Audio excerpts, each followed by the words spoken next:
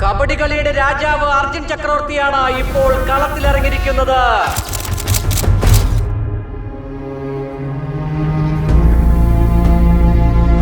ഇവിടെ അർജുൻ ചക്രവർത്തിയുടെ വീട് എവിടെയാ? ആ പേരിൽ ആരോടെ ഇല്ലല്ലോ. ആ കബഡിയൊക്കെ കളിക്കുന്ന അവനൊക്കെ എന്ത് വീട്? എവിടെങ്കിലും കുടിച്ചിട്ട് കിടക്കുന്നുണ്ടാവും. കിടക്കാനുള്ള സ്ഥലമാണോ?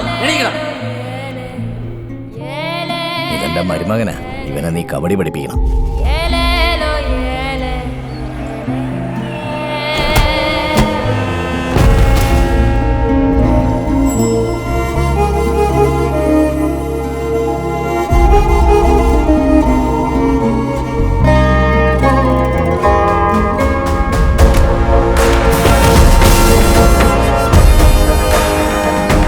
ജയിച്ചതിന് കിട്ടിയ കാശ് വെച്ച് ഒരു അക്കാഡമി തുടങ്ങാൻ പോവാണ്. മാമൻ എന്നെ എങ്ങനെയാണോ ട്രെയിൻ ചെയ്തത് അതുപോലെ ഞാൻ അവരെ എല്ലാവരെയും ട്രെയിൻ ചെയ്യും.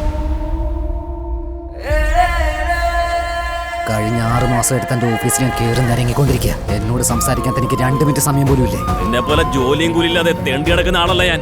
സെക്യൂരിറ്റി പിടിച്ച് പുറത്താക്കുവനെ. നിന്റെ മാമനും കളിക്കാരനാണ്, നീയും വലിയ കളിക്കാരനാണ്. നിങ്ങൾക്ക് താമസിക്കാൻ വീടില്ലല്ലോ, എന്നിട്ടാണ് ഈ പിള്ളേരെ കബഡി പഠിപ്പിക്കാൻ പോകുന്നത്.